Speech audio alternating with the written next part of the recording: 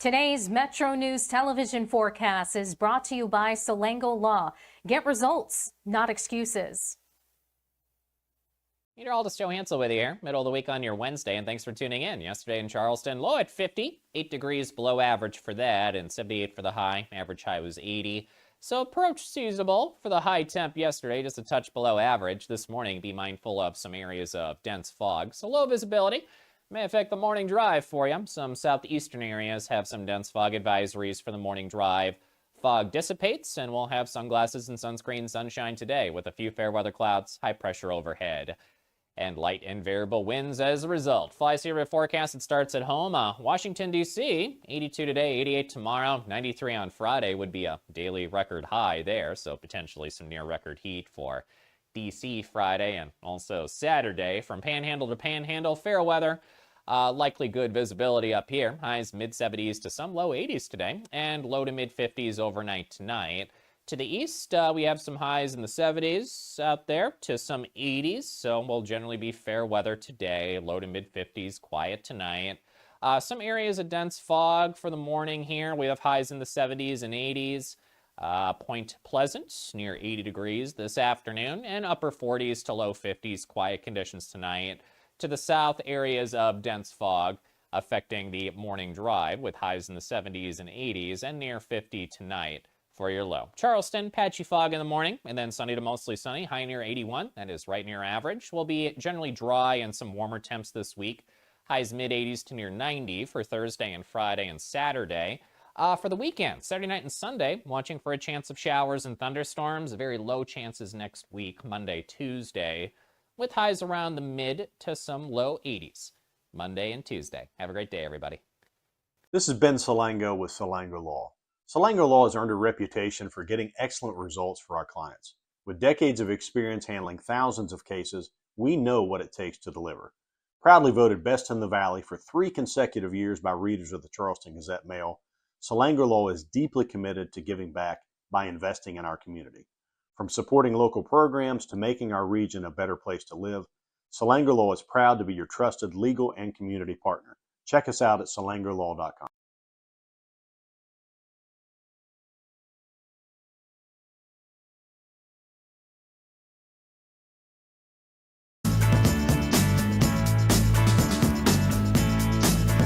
Coming up this morning with the latest on a major drug trafficking bust in the Eastern Panhandle.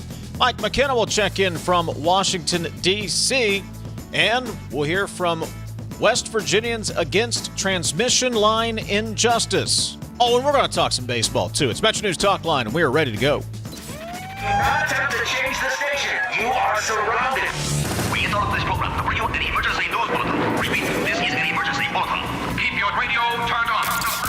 From the studios of WVRC Media and the MetroNews Radio and Television Network, the voice of West Virginia, comes the most powerful show in West Virginia. This is MetroNews Talkline with Dave Wilson and TJ Meadows. Check set line up link. Activated Telos telephone. Switch network control from Charleston to Morgantown. Stand by. Cue Dave and TJ. You're on. MetroNews Talkline is presented by Encova Insurance, encircling you with coverage to protect what you care about most. Visit Encova.com to learn more. Good morning. Thanks for listening in on one of our great radio affiliates across the state, or if you're watching on the MetroNews TV app, Facebook Live, and YouTube. Gang's all here, ready to go. Dave in Morgantown, TJ is in Charleston. Ethan Collins is our audio producer.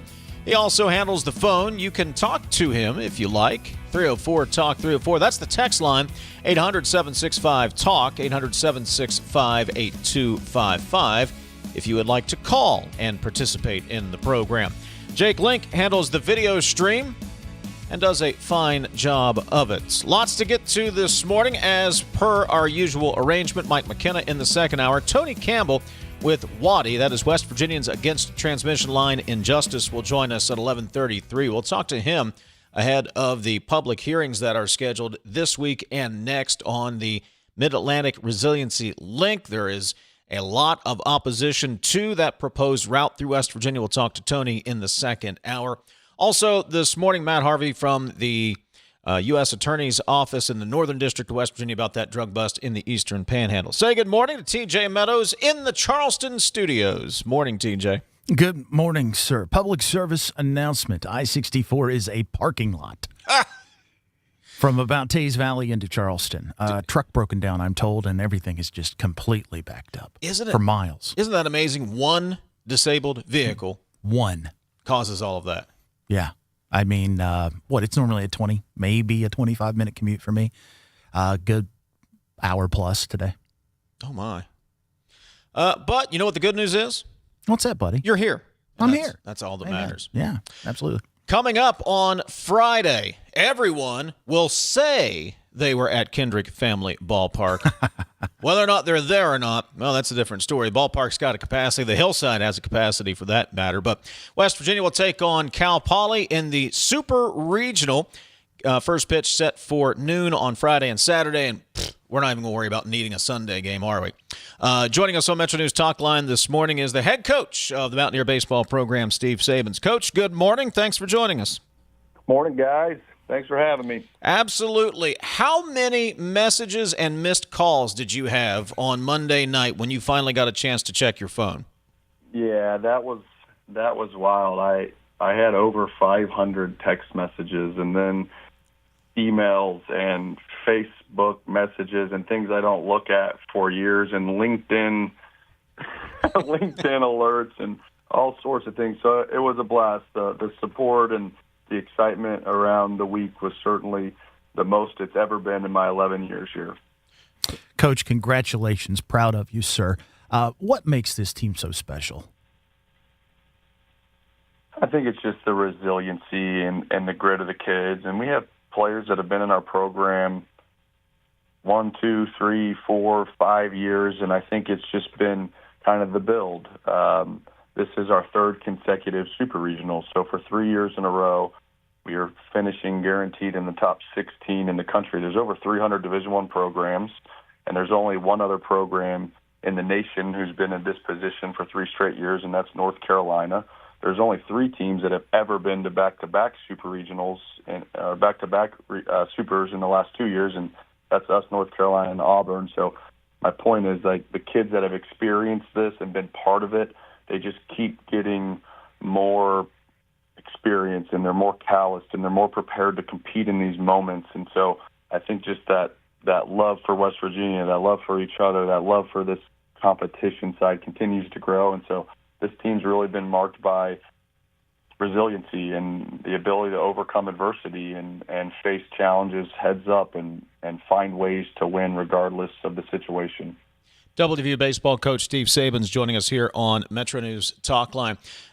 Coach, I've covered college football at some of the highest levels, been to SEC stadiums. I've covered NCAA basketball. For some reason, I believe baseball hits, no pun intended, but baseball hits differently. I can't put my finger on it, but there was something different in that stadium Sunday and Monday. What is it about baseball that we have this connection to, that just a game like that, a situation like that, a win like that hits different? It truly does, and it's because you can't run out the clock, because at the end of the day, it has to come down to a mano-a-mano matchup. Someone has to make the pitch, and someone has to get the big hit, and a defender has to make the play. There's no clock involved. So you can't run, you can't hide, you can't wait for that thing to be over. You can't hold on to a lead. You have to go get the outs. You have to continue to play. You have to hunt the entire time. And if you don't, you lose. And so it hits different after that win on Sunday night when we swept the doubleheader on Sunday, right? Backs against the wall, you go in the loser's bracket, and Kentucky has to win 3 games. We have to find a way to win 4 out of 5. And so just the odds are insanely stacked against you. And all time, historically, the team that goes 2-0 in regionals, it's a 90% chance that you will win the regionals. So we had a 10% shot, essentially, by losing game 2. And so on Sunday after that game, Ren Baker came up and gave me a big hug. And Ren didn't have baseball at North Texas. and he's obviously a sports guy, but he's not specifically a baseball guy, and didn't have it at his previous institution. And him going through that with the crowd, the excitement in the game, and what was at stake, he said, if you could bottle that up, there would be no drugs, because it was that kind of high, it was that kind of emotion. I think everybody left there either crying or laughing or delirious or somewhere in between. It was just, it was intense, and you're exactly right. It just hits different.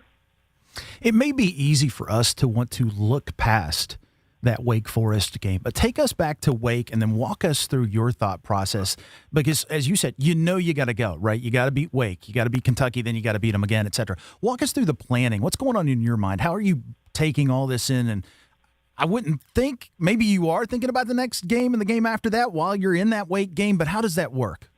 Yeah, you have to. It's just constant evaluation of pitching. And so you're thinking about position players and at-bats and how to scratch offense, but that happens more in the moment with depending on what pitcher you're facing and tendencies and analytics and how you think you can take advantage of the game. But the pitching side is what has to be very carefully planned. And so you have to plan and prepare and figure out arm health and clarity of kids' eyes and who's in the moment and who can compete and who's able to get specific hitters out on the opposing teams. But then as soon as you have that plan and what you'd like to do, the game will throw something different at you as far as the situation, the hitter, the amount of outs, the score, all that will then dictate. So you go in with a plan, and then as that plan evolves and changes, you have to make in-game quick decisions on not only winning one game, but you know that you need to win 3 straight games, and you have a very depleted pitching staff, and you have people running on fumes. And so, for example, in the Wake game, Montesa gave us a heroic performance, and he threw 122 pitches and had his longest outing of his Mountaineer career. And we had McDougal warming up, starting probably in the 6th or 7th inning, Ben McDougal. And Bass had thrown in 2 consecutive games, Reese Bassinger. And McDougal was going to go in the game and finish the game against Wake. Well, we were able to stretch that score out and score more runs. And so we felt comfortable, although Bass was running on fumes. I believe we had a 5-run lead, and we said if Bass is going to gut up and save our bullpen, it's now for 2 innings, and that would allow McDougal to be able to come in the next game and hopefully, by the grace of God, give us his longest outing of the season, which he then did. But if you use McDougal in Wake Forest, the history that he made on the back end of that night, throwing 5 innings against Kentucky, can't happen. So there's just a lot of those decisions going into baseball, and I think that's why fans get so into it, because those decisions really matter. It's not just athleticism out there. It's who's pitching when and who can last and those kind of moments. I mean, you made a pitching change with a 1-2 count on a batter in a tied game. Who does that? Coach, who does that? I think if you watch enough baseball, we're all sick, and it may seem like a surprise, but if you watch enough baseball at a certain point, when you're watching pitches and you're really in those moments, it's kind of like you feel comfortable. I don't think there's a pitch right now to get this hitter out. He fouled off a ball down the left field line that missed a double by about a foot. He fouled off a ball down the right field line that missed the ball by about a foot. And it was the pitching coaches were like, I don't know where to go. Fastball, slider, changeup, splitter. There's nothing to get this guy out. And we had Montesa warming up. I'm like, well, hell, let's give somebody else a shot. Well, Coach, I hope you appreciate this. I'm watching the game with my wife at home, she's a softball coach, so she holds her own, right? We go back and forth over strategy. And you come out of the dugout, and she goes, oh, he's going to take this guy out of the game. I said, you don't change pitchers on a 1-2 count in a tie game. And the fact that I had to look back across the room after you make that change, because she was right. I'm like, never going to live this one down. I told you so. I told you that pitcher, he didn't have anything left. And I'm like, all right. You and Steve Sabins, same level there, huh? So you proved her right, and I had to live that down. So thanks, Coach. Appreciate that, buddy. That's good. Hey, did you get a chance to – it's such a fast-paced game. The next day you're thinking about recruiting. You're thinking about getting the – prepared to take on Cal Poly. Did you get a chance just to take it all in Monday night with the family on the field, the team on the field, just kind of look around and be part of that moment for a second? Yeah, I tried to on Monday night. There's staff members cracking a beer at midnight at the stadium still, and our kids were still up. They were completely delirious. My kids, I owe the Dippin' Dots stand $8 because my kids at 1 a.m., they broke into the Dippin' Dots in the stadium, and my 5-year-old showed up, and he had a huge cup of cookies and cream Dippin' Dots, and he was wired for sound. He's like, I got Dippin' Dots. I'm like, I don't think those are ours to take at 1 a.m. at the ballpark, but I think just in general, everybody was having a blast and trying to take in kind of what happened and how special that moment was. I think on yesterday, which was Tuesday, you kind of lose track of it. You work, you recruit, you start preparing for Cal Poly. It was an off day for our players from a physical standpoint. But I went home at 6 o'clock and had dinner on the deck with my family and got some sleep. You don't really sleep. That's the biggest thing during those kind of events with, I think, just the amount of cortisol running through your veins. Like, you end up waking up at 2:30 thinking about pitching and, like, who's going to hit, and you're thinking of things you need to remember. And so you end up just, like, not really sleeping during that kind of competition. So last night, like, had a great dinner with the family and got to see my kids and got sleep. And so I think just a great night yesterday. And then today will really start, like, the turning of the page, because even the players are excited, right? It's like everybody had some heroic walk-off, like some homer walk-off hit. They threw 150 pitches, whatever it was. It's like you got to enjoy that and bask in that a little bit. But, like, today, it's, hey, no more reposting messages of or social media. Like, all that stuff's garbage. Like, that's poison. It's dead. It's over. We enjoyed it. Like, we got work to do today. So today is really that day of, like, turning the page. We have practice on the field, all those kind of stuff. So today it's you got to fall out of love with yourself and, like, get back to work. So, Coach, I have to ask you, whether it's business or baseball, I mean, you've heard the expression, you got to get the right people on the bus. And you've got a great group of guys. Talk about that culture and what you did to build it. It was the best, man. The guys are the best. I'm just telling you, you can't find somebody, whether it's a general manager at a restaurant or professors or the custodians at the stadium or anybody that gets to see people kind of in their true element that doesn't say that's a wonderful group of kids. Because there's just not any turds. There's just not a single guy in there that's not a great person. And when you're building teams, stuff happens, and not everybody gets their way. Like, on this team, not everybody gets their way. There's guys that want to pitch more, and there's guys that want to hit more, and there's players that want better deals, and there's agents telling players that they're getting screwed, and there's a million reasons to pull in different directions when you're on a team. But these kids have decided, I'm going to put the team first, and at the end of the season, we're going to deal with some of that selfish stuff that comes up. That's part of life too, which is okay. But they have really made a commitment. They've just made a choice. Like, I'm going to put the team first. I'm going to find a way to help this team win, and then I'll think of myself when this special season is over. And so it starts with a lot of things, but a big part of it is high school kids that came here that have stayed inside the program, Armani Guzman and Gavin Kelly, and the list goes on, Carson Estridge. And we have enough guys in this day and age that actually have been here 2, 3, and 4 years that know what this place is about and take so much pride in playing for the state that it starts to ooze through. We use the transfer portal. We are nationally known for developing pitchers at smaller schools and turning them into pro players, but they also, we have a foundation. We have a culture that's real. Culture is such a buzzword, right? Like, everybody's culture this and culture that, and we just, not a lot of hype around it. It's more about, like, playing for each other and and working our asses off and not taking what we have for granted. WVU Baseball Coach Steve Sabins. Mountaineers take on Cal Poly. First game Friday at noon. Coach, good luck. Congratulations so far, and I hope we're talking to you again in a week.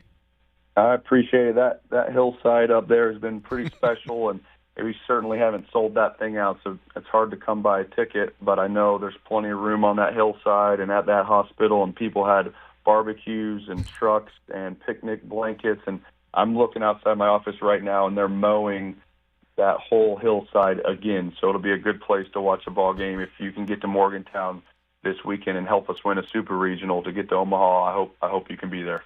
Coach, good luck. We'll be talking Thanks, to you again guys. real soon. Bye. Got to take a break. Back in a moment. Talkline from the Encova Insurance Studios. Located in the heart of West Virginia, Bridgeport is the place to play. Endless indoor and outdoor recreation opportunities, including the Bridgeport Complex, coupled with a dynamic food scene, make Bridgeport the perfect getaway destination for couples and families. Explore unique shopping and pick from a wealth of lodging options to find something perfect for your needs. Explore the heart of West Virginia in Bridgeport. Learn more about all there is to do at greater-bridgeport.com.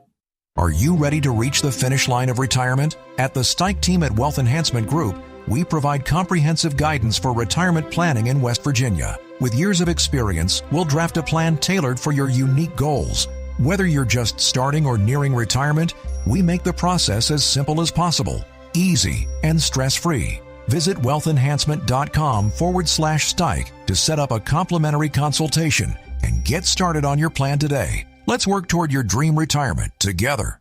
They say you can't take the lottery with you. But now, you can play anywhere, anytime with iPlay, the West Virginia Lottery's official app. From Cooper's Rock to the Greenbrier River, from the bleachers to your living room, iPlay goes where you do. Safe, simple, and always West Virginia proud. Play anywhere, anytime. Download iPlay today. iPlay, the fun, secure way to play, wherever life takes you.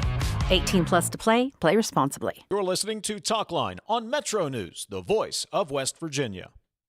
Leading the efforts to build a stronger West Virginia, the High Technology Foundation has a proven plan to strengthen and diversify our state's economy. The I-79 Technology Park's high-capacity infrastructure continues to attract advanced federal operations that are driving economic growth. This keeps our young, educated residents in the state and brings West Virginians home. The High Technology Foundation, building a stronger West Virginia.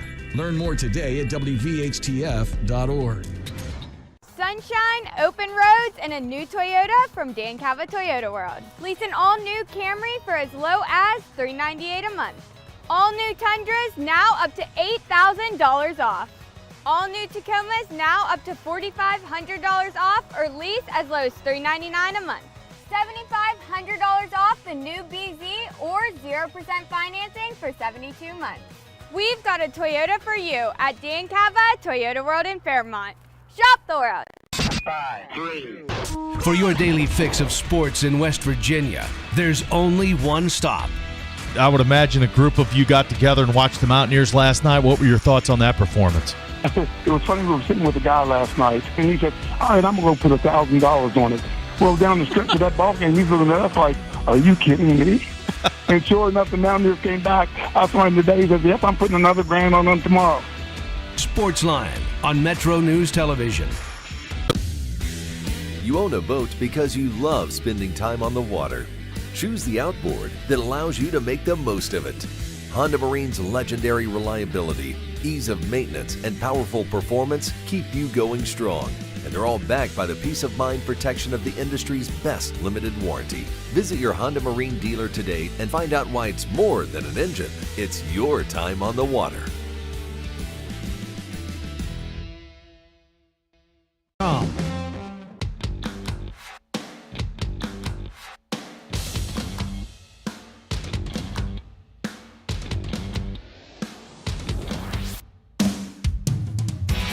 MetroNews Talkline is presented by Encova Insurance, encircling you with coverage to protect what you care about most. Visit Encova.com to learn more. Texter wants to know, will the hillside be open at noon? Medical office will still be open. Are they charging to sit there? Nobody's charging to sit there. I mean, I guess you could go right now and set up stake a claim if you want to. That's what I'd do. I'd go up there, my tent, make a whole long weekend out of it. I think I was talking to WAJR's Mike Nolting this morning. Our jack of all trades, reporter, anchor, producer, Joe Nelson, I believe we're going to send him to Randy's Ridge Friday morning. And I think we need to check in with him if he's going to be up there. Joe's a man of the people. He, like Zach Karolchek, is a man of the people, TJ. So we'll have to check in with him. But, yeah, I mean, it's free. Nobody's charging to sit on the hillside. So go enjoy. For years here in Charleston, they used to have a group that sat right outside the old Watt Powell Park over where the train tracks are. Yeah. That was the place to be, man. And I think that's kind of like Randy's Ridge. It just kind of feels like somewhere that you want to be. I mean, I need to go up this weekend. Little rowdy, little crazy. That's, I'm not taking my shirt off, though. I just want to be clear about that. You will if it's necessary to get that last run in the bottom of the ninth. I might untuck my shirt. Might go there. Coming up, going to talk to Matt Harvey. We will drastically change gears. He is the U.S. Attorney for the Northern District of West Virginia. Major drug trafficking bust announced yesterday over in the Eastern Panhandle. We'll get the details on that when we return. This is Talkline on Metro News, the voice of West Virginia. It's 10:30. Let's get a news update from the Metro News Radio Network. Find out what's happening all across the great state of West Virginia. Today's Metro News television forecast is brought to you by Salango Law. Get results, not excuses. Meteorologist Joe Hansel with you here, middle of the week on your Wednesday, and thanks for tuning in. Yesterday in Charleston, low at 50, 8 degrees below average for that, and 78 for the high. Average high was 80. So approach seasonable for the high temp yesterday, just a touch below average. This morning, be mindful of some areas of dense fog, so low visibility. May affect the morning drive for you. Some southeastern areas have some dense fog advisories for the morning drive. Fog dissipates, and we'll have sunglasses and sunscreen sunshine today with a few fair weather clouds, high pressure overhead, and light and variable winds as a result. Fly Sea forecast, it starts at home. Washington, D.C., 82 today, 88 tomorrow, 93 on Friday would be a daily record high there, so potentially some near record heat for D.C. Friday and also Saturday. From Panhandle to Panhandle, fair weather.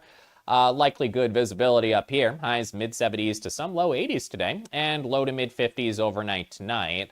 To the east, we have some highs in the 70s out there to some 80s, so we'll generally be fair weather today. Low to mid-50s, quiet tonight.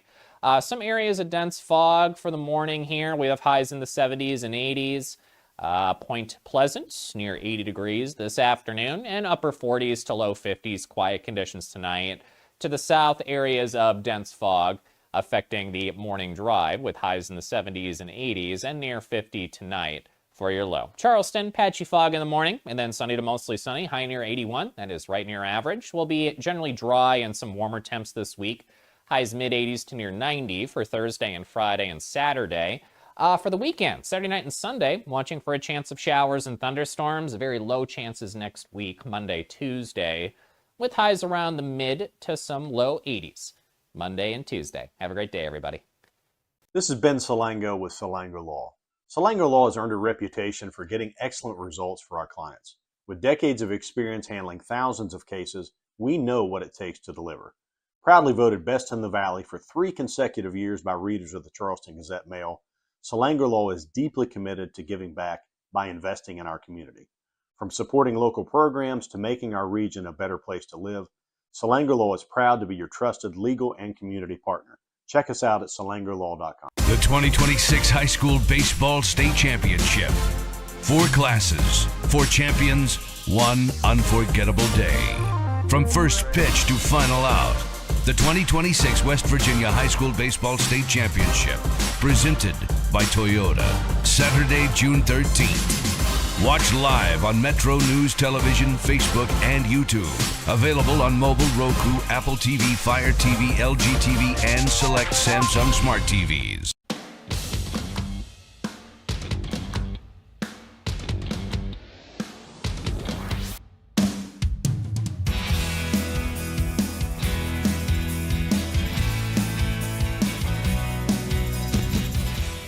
Text line is always open at 304-TALK-304. Phone number is 800-765-8255. 800-765-TALK. 8255. Text line is 304-TALK-304. Couple of texts here. Guys, when Hoppy retired, I was worried you'd change the intro and retire Lacey Neff's voice. Just want to say thank you for keeping it. It's nice to hear my late friend's voice, and let's go, Mountaineers, says the texter. Actually, that won't bore you with all of the production things we talked about there at the beginning. But that was one of the things we wanted to keep was that intro and pay a little homage to the guys that built this program. So thank you for noticing. Thank you for noticing. I think I've told you this before. If I haven't, forgive me. I was actually in the production studio in the Greer building when Lacey Neff cut that. In the room with him. Yeah. And I don't know if we get a vote, but as long as we get a vote, I'm voting to keep it. And didn't he mess that up? People think... Yeah, he did. He did. And there's a story behind that. It's supposed to be the Telos. That was a brand of how we would connect studios. Yes. And he said Intelos. Which was the wireless company at the time. And I pointed that out to him. And he took an old Barry Gordy line. And he turned around and he called me Cars. He said, Cars, the beauty's in the mistakes, baby. That sounds like Lacey. But thank you very much for the kind text. Texter says, producer Ethan is the type of guy who boos during the playing of Take Me Out to the Ball Game. It's not even Friday. Ethan probably doesn't even know the words to Take Me Out to the Ball Game. All right, more of your texts coming up, 304-TALK-304. We're going to talk to Mike McKenna coming up 11:06 this morning. He weighs in on, wait for it, permitting reform. We'll talk about that in about 30 minutes. Yesterday, FBI Director Kash Patel joined West Virginia law enforcement officials announcing the takedown of two multi-state drug trafficking organizations that led to 13 federal arrests with the likelihood of more. U.S. Attorney for the Northern District of West Virginia, Matt Harvey, led the news conference yesterday in Martinsburg. He joins us on MetroNews Talkline this morning. Matt, good morning. Thanks for joining us. Good morning. Thanks for having me on, Dave and TJ. I appreciate you taking some time. So what can you tell us about this drug trafficking ring and the investigation that led to these arrests?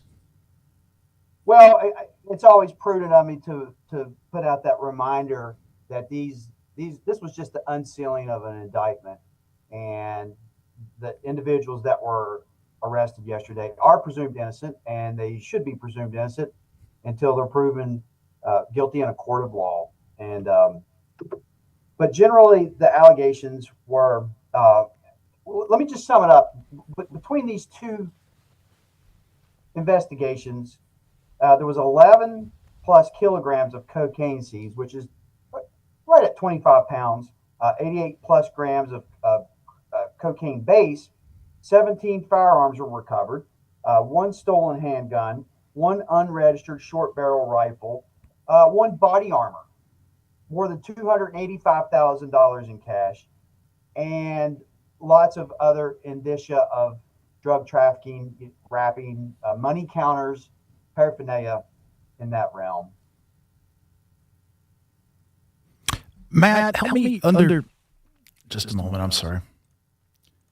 Help me understand here. Where was this cocaine coming from? I know the connection to Maryland.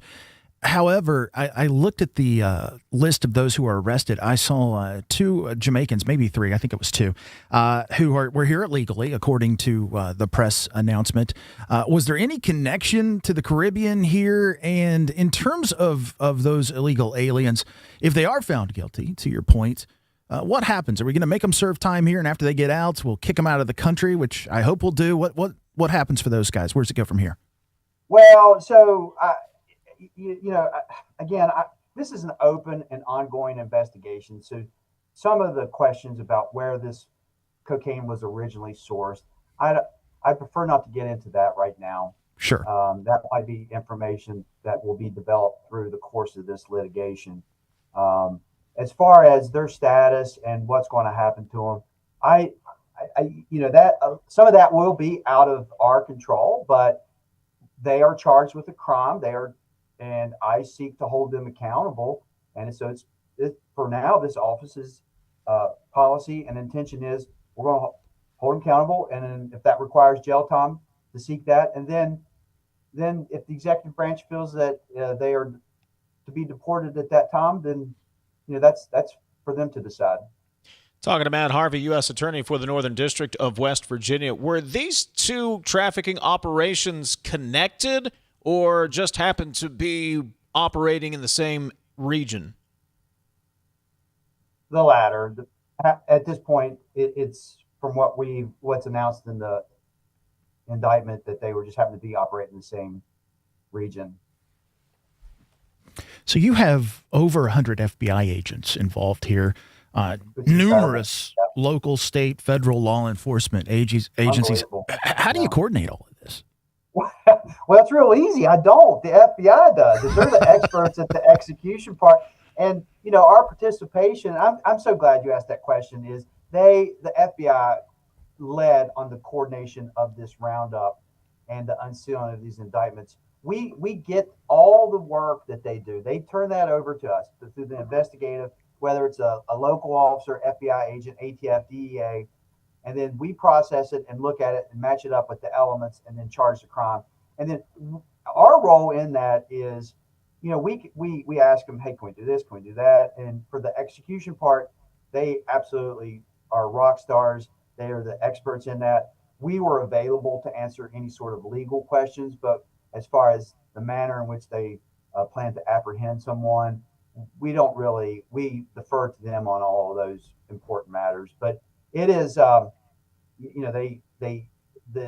amount of preparation and planning that it goes in for that is it's unbelievable. And to be in that room, and for me, it was really amazing because I started my prosecutorial career as an assistant prosecutor in Berkeley County, and then 21 years later, I'm standing there with the director of the FBI. And I didn't think about it at the press conference at the time, but when I was driving home and reflecting on, man, what a day this was, because I had some good news as well. I went to Baltimore that morning, had a really busy day, and to participate in our HIDA, I'm on the executive board with that, the Washington Baltimore HIDA, and I was elected vice chair of that organization, which is, helping marshal, and this was a HIDA initiative as well. Talking to Matt Harvey, U.S. Attorney for the Northern District of West Virginia, about the multi-state drug trafficking ring that was broken up during this investigation. What message, Matt, does this send, this type of investigation and this type of result? The message to send is that we're serious in the Northern District of West Virginia. And, for the listeners and the viewers who aren't familiar with my background, I've been a elected prosecutor and assistant prosecutor. Basically, my whole career I've devoted to public service and working in the criminal justice system. I served on the West Virginia First Foundation as the chair. So I am serious when it comes to the illicit drug problem that faces the state. It's not a public nuisance. This is existential threat to West Virginia.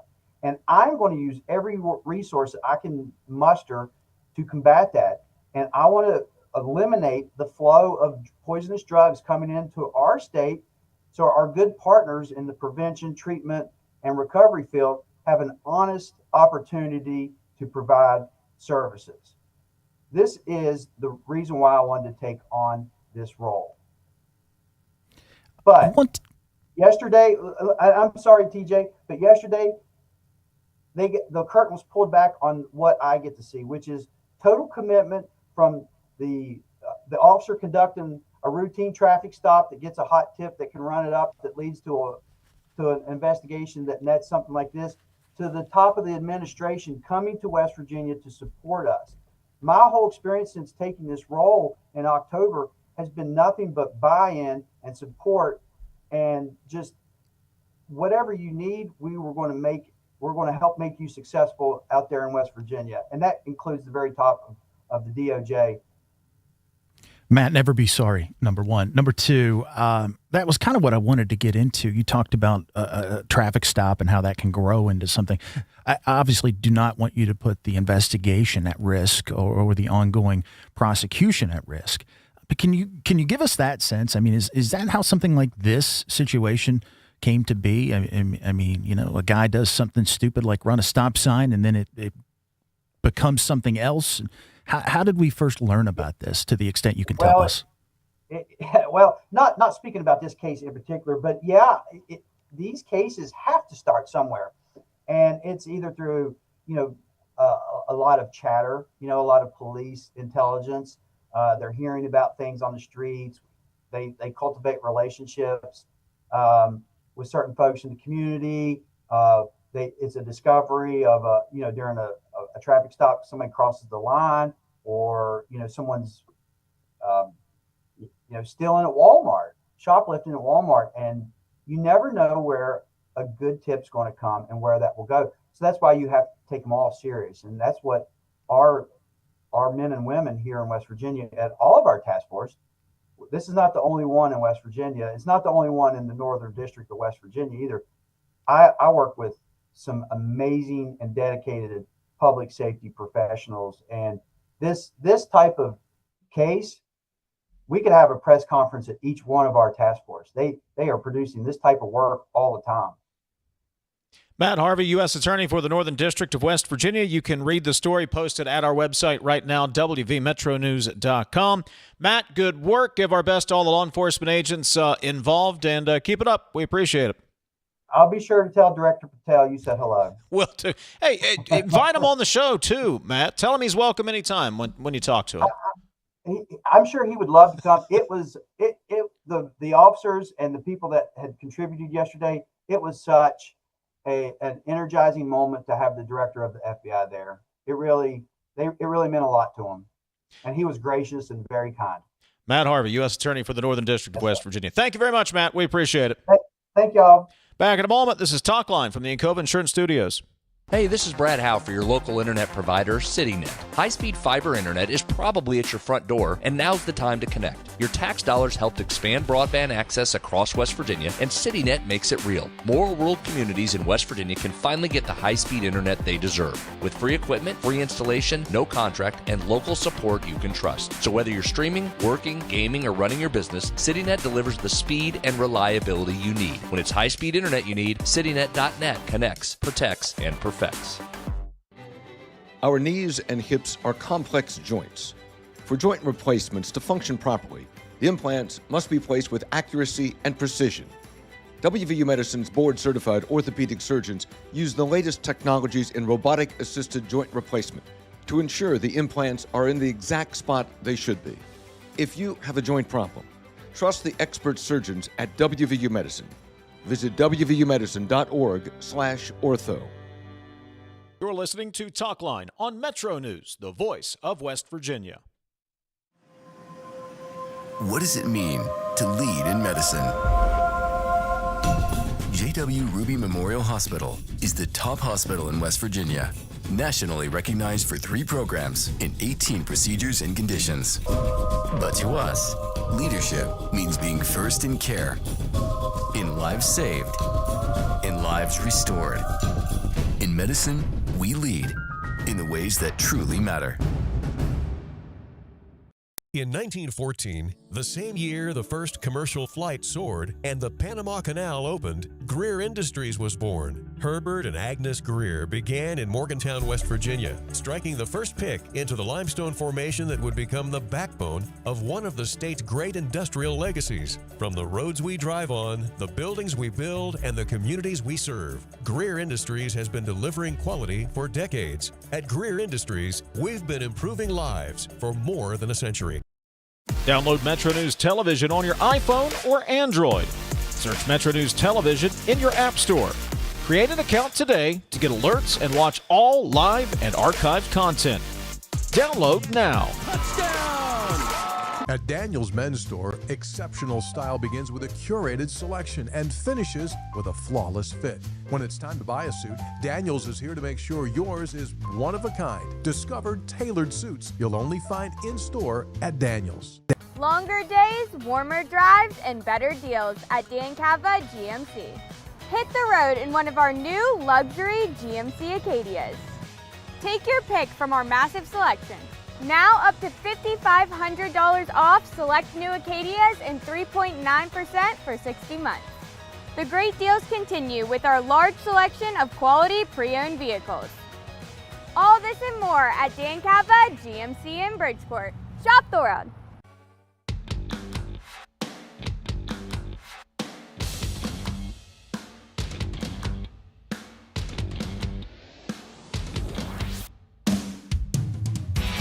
MetroNews Talkline is presented by Encova Insurance, encircling you with coverage to protect what you care about most. Visit Encova.com to learn more. Tony Campbell with the organization known as WATI, West Virginians Against Transmission Line Injustice, will join us in the second hour. We'll talk about those public hearings coming up regarding the Marl transmission line. The name David Hoyt may not ring a bell with a lot of you out in the audience, but David Hoyt was a local radio guy here in West Virginia, Ravenswood High School graduate from Ravenswood, worked in radio and newspaper and broadcasting for over 4 decades, spent 35 years plus at WRRR Radio, 93R Radio in St. Mary's, my hometown. And he was the guy that actually gave me my very first job in radio as a part-time overnight DJ. As a 18-year-old there in St. Mary's, working part-time. You don't get anywhere in this business without the help of people like David Hoyt taking a chance on, here's a teenage kid, had no idea what he was doing, but was willing to learn, and he put me on the air, albeit overnights. And if it's not for him, maybe I'm not in this chair today. Who knows? But I found out late last night that David passed away on Saturday at the age of 71. And I had reached out to him back in December and had him on the show because he has a unique story. Now, go back to Monday night. West Virginia University beats Kentucky. Baseball teams locking arms. The stadium's singing Country Roads. But that may have never had happened without David Hoyt defying the record company's wishes and playing Country Roads on the radio in Ravenswood for the very first time ever in the United States. And I had him on back in December to tell the story. Well, what if I told you, I know it sounds like I'm starting a 30 for 30 promo. What if I told you Country Roads, the song many of you, I know of at least one person who doesn't love it, but most of you love it. It's sung after West Virginia games. It's sung at Milan Pushkar Stadium over at Hope Coliseum. It's an international hit. It's even been used in a Super Bowl ad that went viral last year and certainly caught our attention. But what if I told you the first time that song hit the airwaves here in America was right here in West Virginia before RCA had authorized its release by a young disc jockey who didn't really know any better. He just knew it was a hit and people would love it. Well, David Hoyt was that young man. He was working for WMOV Radio in Ravenswood back in the day. And he joins us on MetroNews Talkline this morning. David, good morning. Good to talk to you again. Well, good morning, Dave. Thanks for the invitation. Always good to hear from you. I appreciate you coming on. So how does a young guy who's just spinning records down on MOV in Ravenswood come across John Denver and what would become one of his biggest hits? Well, I guess we should start with the album. Poems, Prayers, and Promises was already finished back in December of 1970. The songs were recorded, ready to be pressed onto vinyl, but Country Roads was not going to be on that. It hadn't been written yet. Bill Danoff and Taffy Nybert were songwriters, and they also served as John's backup band, called themselves Fat City. They later gained one-hit wonder status as a Starland vocal band, but that's another story. They had written most of the song, and John helped them finish it, and I think they did it at a D.C. nightclub or something near the end of the year, and it got a huge ovation. So Denver says, well, we have to put it on the album. They hurriedly got some studio musicians together, recorded it, put it on the album, and it was released in Europe only, just as John was beginning a tour there. He already had a big following in Europe. And, well, that's where I came in. When I was at WMOV, a listener's son had been stationed overseas. She saw him perform the song, or rather he did, saw him perform the song and bought the album, brought it home with him.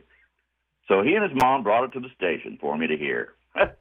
I only got through one chorus before I started getting ready to make a copy of it. I may have only been like 15 at the time, but I knew what a hit song sounded like. We started playing it on WMOV, and the response was just amazing. off the charts, so to speak. So I made a copy for a friend of mine, Randy Dairman at WCEW, and other copies for, I think, WVRC and WWVA. It got RCA's attention. They contacted Denver's people.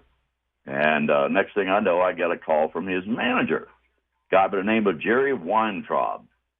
And he said, I'm looking for the guy who's making copies of Take Me Home. I confessed, and I'll never forget what he said. Where in the HE-double did you get that? Because it hasn't been released here. You could get in a little bit of trouble for doing that in those days, but hoping he was feeling charitable, I told him the song was Lightning in a Bottle. I told him he needed to call RCA and tell them to release it here, because I really felt the song would sell 1 million copies just in West Virginia. I mean, back then we had 2.5 million or so people, so I thought that's a safe bet. Well, he did, they did, and it did. It climbed the charts once, it fell off, and then came back on and climbed up into the top 10. I probably played the darn thing over, I don't know, several thousand times, but I never get tired of hearing it. So anyway, finish the story. I saw a feature on CBS Sunday morning in 2022 about this book Sarah Morris was working on concerning the enduring popularity of country roads. She had said Phil Danoff told her the song owed its breakout to one DJ at a small station in West Virginia, but he never found out who it was. So I got in touch with Sarah and said, hey, I'm your guy. I sent her the details. She did the research, and I feel fortunate she included it in the book. So it's a well-researched book and a good read. That was part of the conversation with David Hoyt from back in December. Great radio guy, great guy all around, and thoughts and prayers with his wife, Martha, and son, Jacob. David Hoyt passing away, age 71. Gave me my first opportunity in this business. Back in a moment. This is Talkline on Metro News from the Encova Insurance Studios. Picture a community where every space tells a story. Those are the communities we're designing at ZMM Architects and Engineers. With a blend of creativity and technical expertise, we design spaces that inspire, innovate, and ignite change.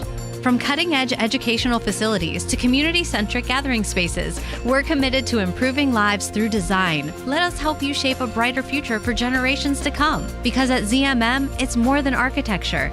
It's about building your legacy. We are there for you, to care for you at the health plan.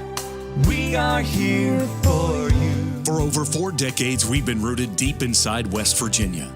Through thick and thin, supporting local families and businesses. Proudly serving your neighborhood since 1979. Your trusted partner in the community. The health plan, we are here for you. You're listening to Talkline on Metro News, the voice of West Virginia. Wake up with the Metro News Radio Network and get informed with the morning news. Veteran anchors Chris Lawrence.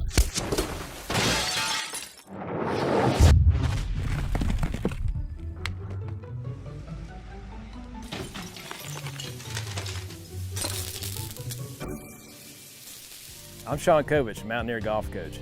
When disaster strikes your home, business, or golf game, call the restoration company the Mountaineers call. Panhandle Cleaning and Restoration. Leading the efforts to build a stronger West Virginia, the High Technology Foundation has a proven plan to strengthen and diversify our state's economy. The I-79 Technology Park's high-capacity infrastructure continues to attract advanced federal operations that are driving economic growth. This keeps our young, educated residents in the state and brings West Virginians home. The High Technology Foundation, building a stronger West Virginia. Learn more today at WVHTF.org. What does it mean to lead in medicine? JW Ruby Memorial Hospital is the top hospital in West Virginia, nationally recognized for 3 programs in 18 procedures and conditions. But to us, leadership means being first in care, in lives saved, in lives restored. In medicine, we lead in the ways that truly matter. You own a boat because you love spending time on the water. Choose the outboard that allows you to make the most of it. Honda Marine's legendary reliability, ease of maintenance, and powerful performance keep you going strong. And they're all backed by the peace of mind protection of the industry's best limited warranty. Visit your Honda Marine dealer today and find out why it's more than an engine. It's your time on the water.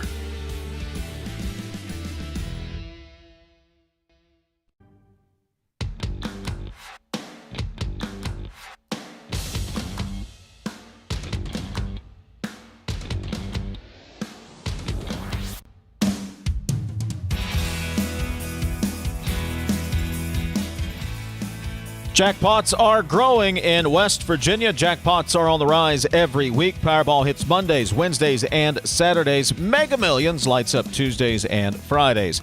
That's 5 chances a week to get in on life-changing jackpots. Play in-store and online. 18 plus to play. Please play responsibly. The Powerball jackpot is $194 million. Mega Millions jackpot is $368 million. So go ahead, play today. Coming up, we'll check in. Friend of the show, Mike McKenna, will join us later. We'll talk about the Marl transmission line, and we'll get an update from the softball fields at Little Creek Park. High school softball state tournament continues. Daniel Woods will check in with us.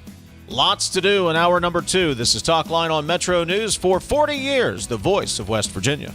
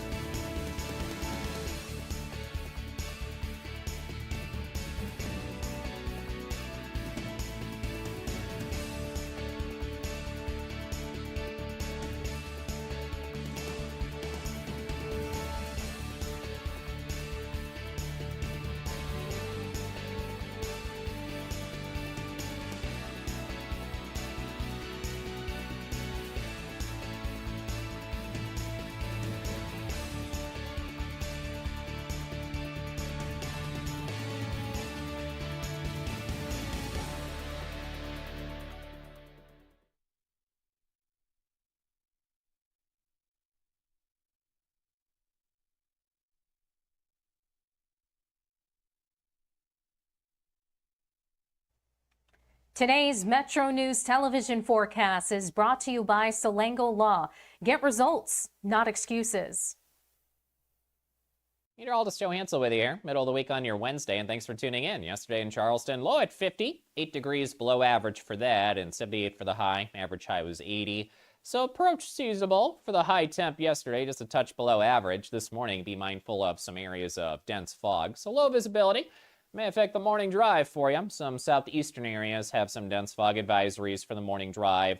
Fog dissipates, and we'll have sunglasses and sunscreen sunshine today with a few fair weather clouds, high pressure overhead, and light and variable winds as a result. Fly Sea forecast, it starts at home. Washington, D.C., 82 today, 88 tomorrow, 93 on Friday would be a daily record high there, so potentially some near record heat for D.C. Friday and also Saturday. From Panhandle to Panhandle, fair weather. Likely good visibility up here. Highs mid-70s to some low 80s today, and low to mid-50s overnight tonight. To the east, we have some highs in the 70s out there to some 80s, so we'll generally be fair weather today. Low to mid-50s, quiet tonight. Some areas of dense fog for the morning here. We have highs in the 70s and 80s. Point Pleasant, near 80 degrees this afternoon, and upper 40s to low 50s, quiet conditions tonight. To the south, areas of dense fog affecting the morning drive with highs in the 70s and 80s and near 50 tonight for your low. Charleston, patchy fog in the morning and then sunny to mostly sunny, high near 81. That is right near average. Will be generally dry and some warmer temps this week. Highs mid-80s to near 90 for Thursday and Friday and Saturday. For the weekend, Saturday night and Sunday, watching for a chance of showers and thunderstorms. Very low chances next week, Monday, Tuesday, with highs around the mid to some low 80s. Monday and Tuesday. Have a great day, everybody. This is Ben Salango with Salango Law. Salango Law has earned a reputation for getting excellent results for our clients. With decades of experience handling thousands of cases, we know what it takes to deliver. Proudly voted best in the Valley for 3 consecutive years by readers of the Charleston Gazette-Mail, Salango Law is deeply committed to giving back by investing in our community. From supporting local programs to making our region a better place to live, Salango Law is proud to be your trusted legal and community partner. Check us out at salangolaw.com. MetroNews Talkline is presented by Encova Insurance, encircling you with coverage to protect what you care about most. Visit Encova.com to learn more. Second hour of Metro News Talkline. We, of course, are in the Encova Insurance Studios. You are listening in on one of our great radio affiliates across the state. Or perhaps you're watching on the Metro News TV app, Facebook Live, or YouTube Live. We appreciate all of you checking in. A little bit later on, we're going to talk about the Mid-Atlantic Resiliency Link. There are a series of public hearings that begin this week. Tony Campbell is with West Virginians Against Transmission Injustice. He'll join us bottom of the hour. We'll also get an update from Daniel Woods, Metro News Sports. He's covering the high school softball state tournament in Little Creek Park in South Charleston. We'll get the latest on what is happening at the tournament. Baseball, by the way, gets started on Saturday. The seedings have been released for the baseball tournament. You can see those over at the website, wvmetronews.com. Once again, say good morning, TJ Meadows from the Encova Insurance Studios South. Good morning, sir. Good morning. I had News Nation on, saw a clip of Rubio. I think it was up on the Hill yesterday, and other members of the Trump administration on the Hill today. Man, Rubio, he gives it good. Those guys, they try to, Rubio, he knows how to shut them down, man. It's fun to watch. While you were on vacation, I only spent about a minute and a half on it, but there was some new polling data from Emerson College. Yeah. And again, I know it's 2026, it's June 26, we got a long way to go, but Rubio had pulled even with J.D. Vance in presidential polling among the Republicans for 28. So he'll soon be over watching. Him. He'll soon be over him. Write it down. I said it on, June 3rd at 11:07:55. I did point out, though, if you go back, to June of 2014, did anybody have DJT winning the presidency? Twice, mind you. Fair. Twice. Or 3 times, if you ask some people. 304-TALK, 304, that's the text line, 800-765-8255. Congress needs to get serious about energy permitting reform. Let's see. Where have we talked about that before, TJ? Where has that topic ever come up before? I can't quite put my finger on it. Friend of the program and Washington columnist Mike McKenna writes about it this week. He joins us on MetroNews Talkline. Mike, good morning. Hey, gang, how you doing? Doing well. So Congress, look, this has been on the radar here for some time, that Congress needs to get serious about energy permitting reform and get this process fixed, or we are just going to be spinning our wheels and falling behind. Yeah, I that column was born out of a certain amount of frustration with dealing with it day in and day out. We seem to talk about fantasies instead of real things, and we're starting to. Time's getting short, right? I mean, we're not, it's whatever it is. It's June. Time is not limitless, and these guys seem to act as like, hey, we're just going to talk forever, and it'll turn out okay. Why are they dragging their feet, Mike? I mean, we talk with Senator Capito a lot. She's all over this, trying to get it to move, and I'm sure she's herding cats. I mean, why are our elected representatives just so obtuse on this issue? Well, it's two things, but really it's just one thing. Nobody really wants to talk about the real stuff, and the real stuff is this. If you're talking about transmission, and I'd like to hang around, listen to this transmission injustice guy, because I bet she's going to say something what I'm going to say, which is, when you talk about building transmission, you're impairing people's property rights. You just are, right? You probably should pay for that.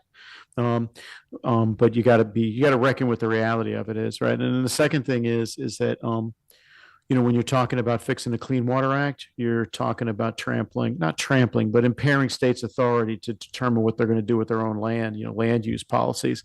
And it's pretty ticklish. And it's not like, we're not trying to solve the most complicated math equation in the world. Everybody knows this stuff, but nobody talks about it. And I'm like, look, if you're not going to talk about the important stuff, you're not going to be able to fix the important stuff. And that's where we are, right? Talking to Mike McKenna, but Mike, these conversations, they start with that type of thing, but often the conversation gets derailed, and then we end up talking about some sort of social cost or some sort of unrelated topic that gets wedged in, and then the whole conversation ends up in left field. Yeah, that's a heck of a good observation, because it's the truth, right? If we could just somehow manage to just talk about permitting reform, we'd probably be better off, instead of bringing in electricity market design and social cost of carbon. And I'm not going to change the Clean Air Act, right? Which is, Senator Whitehouse got up and said that a couple of weeks ago. It's like, all right, if we're going to start crossing out stuff that we're not going to talk about that's actually related to the main stem issue, and we're going to spend all our time talking about nonsense, then we're not going to make any progress. And I feel bad for Senator Capito, because I know she's trying, but literally she's not getting any help from anybody. If I want to do something in the energy sector, I have to go to the Interior Department. I have to go to the EPA. I have to go to FERC. I have to go to Commerce. If the average American, average West Virginia, whoever, had to go to 8 state agencies or whatever it is to get their driver's license, this country would shut down until we fixed that. Why doesn't the average American care that someone who's trying to provide them light, energy to run their business, whatever it may be, has to go through those kinds of hoops? Why doesn't the average American care about it? Well, for two reasons. One, because the people who run the process, right, who have to endure it or operate it, either me or the bureaucrats, right, don't complain about that particular thing, right? The reality of it is, it's a painful thing to say, especially for me, but Canadians are doing it better than us, right? They have something called the National Energy Board. You go one place, you get your permit, or they tell you to drop dead, but at least you get an answer. Novel concept. It's kind of odd for government, right? You took the Canadians to invent it. The other thing is that, in 35 states in this country, everything's fine. People are normal. The processes are normal. Stuff gets built. In 15 states, the process is busted. And, we're spending just an enormous amount of time and energy worrying about those 15 states. But, you can guess who the 15 are, right? They're the same troublemakers. And you can guess who the 35 who are normal are. So it's partially that, right? The citizens who would be most upset about the weirdness in the system don't really see it, because it gets finessed, and some people in those 15 states are perfectly happy with it not happening on time or on target. Well, TJ, I'm but a mere simpleton when it comes to this type of stuff, compared to you, obviously. But this seems like 100 years of bureaucracy that has been built on top of each other to get to the point where trying to untangle it now is nearly impossible. Is that a fair assessment, guys? Boy, I hesitate to say you can't do it, but let's put it this way. It's complicated enough that the right answer is probably just picking out one of those 8 agencies and saying, guess what, you're going to be in charge. Because the idea of sort of, and leaving everybody else as kind of helpers, because the idea you're going to like go back and level all that stuff and rebuild something better, that's fanciful, right? That can't happen. I have zero faith in the government to fix this. So, Mike, what happens? Is there one brave utility, one brave energy company? I mean, who steps forward here as David puts the rock in the sling and slays Goliath, who is government, to make this all work? Yeah, you're not going to like this answer. But the truth of the matter is, it might be the data center guys. You know, they have the most at stake from a really busted, in a really busted system. And the great thing is they come at it with a fresh pair of eyes, because they're like, what? You have these conversations with these guys like, we have to go to who, and then what, and then what, and then what? It's not a system that normal people would develop or devise. So, they have the money and the patience. They're the most likely candidates. And I'm fine with that answer, by the way. Whatever fixes it, I'm good with that. Let the data center people do it. I was going to say, the thing is, it benefits all of us. But I'm not sure the data center guys are going to hang around and worry about fixing it. They're probably just going to worry about getting outside of it, right? You can feel free to tell me this is a stupid question after it comes out, but you bring up data centers, and TJ, we were talking about data centers, was it this morning or yesterday, off the air, and about the national security aspect of data centers and how it relates to Russia and China and et cetera, et cetera. Does permitting reform, does it tiptoe into that area of it becomes a national security issue because it impacts these data centers, these developments, and that can have an impact on everything we do militarily moving forward? I mean, that's the way we're trending with everything, AI, drones, all the above, Mike. So does it tiptoe into that area at all, and does that get people's attention? Yeah, it absolutely does, and it hasn't gotten anybody's attention yet, but we're working on it. Yeah, the reality of the world is that the Navy routinely bounces into the environmental community on the effect of submarines and sonar on whales. And people, we have legitimate conversations where people think, okay, the whales are important, national security is important, like somehow they're equivalently important, right? So I suspect we're heading towards the same kind of conversations on data centers, right? Where unquestionably national security is impaired if we wait or delay, unquestionably. But there's just a rack of people who don't care about that. This is going to get me in trouble, and I'm being sarcastic here. You had another blackout, it might teach them something.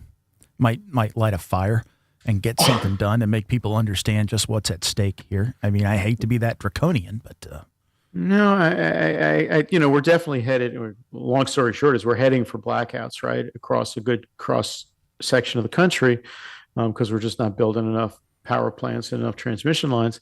I would say this, right? The last bad blackout we had, I want to say it was 2000, might have been 2001.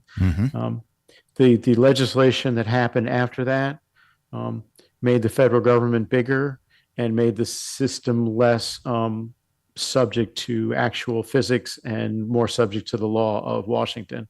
So I'm always skeptical that you can use disasters to trim down the stupidity in the capital city. Well, guys, I feel optimistic. This has been an uplifting conversation this morning, fellas. Well, no, it has, because we need to be talking about this stuff. We got to be talking about it. And, McKenna knows it better than anybody. You think I know this stuff. McKenna knows it far better than I do. And somebody needs to be talking about it and raising it as an issue, because, Dave, you're very astute. It is definitely a national security concern. There's no ifs, ands, or buts about that. And the longer we kick the can, the longer we wait, the more dire it is going to become in terms of what could happen So I think it's important. But, Mike, let me shift policy here, go from policy to politics a little bit. Talk to me about this bailout fund or the slush fund, whatever we want to call it. I mean, I'm sure you have thoughts. I'll just give you a softball there.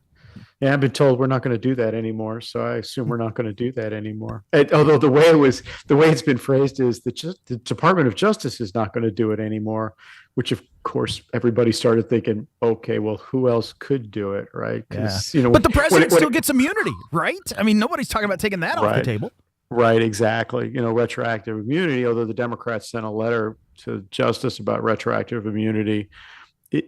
This thing has more room to run, because I don't think the administration's given up on it. I think they're just going to try to play hide the ball. He's Michael McKenna, contributing editor for the Washington Times, friend of the program, motivational speaker, available for corporate and private events. Hey, Michael, appreciate the conversation. Thanks so much, buddy. Thanks, guys. Coming up, we'll check in at Little Creek Park, get an update on the high school softball tournament next. Hello, West Virginia. This is Rachel Fetty Anderson, candidate for U.S. Senate. My team and I are so grateful for your trust and the Democratic nomination for the U.S. Senate race in November. We heard you. You are ready for change. While we work to earn your vote, we will be representing a different kind of blue, free of corporate dollars, and working only for West Virginians, our communities, our families, and our children. Look for Rachel Fetty Anderson on your ballot in November. I look forward to meeting you this summer, and I'll see you in November. I'm Rachel Fetty Anderson, and I approve this message. Paid for by Elect Fetty Anderson, Senate campaign. Approach your retirement with confidence. With over 150 years of combined experience, the advisors of the Stike team at Wealth Enhancement Group provide advice and wealth management strategies to individuals, families, small businesses, professional offices, and institutions. With the Stike team, you'll have access to an advising team with extensive resources, a client-first mindset, and a passion for helping transform the lives of those we serve. Visit wealthenhancement.com/Stike today and join the team that's dedicated to your success.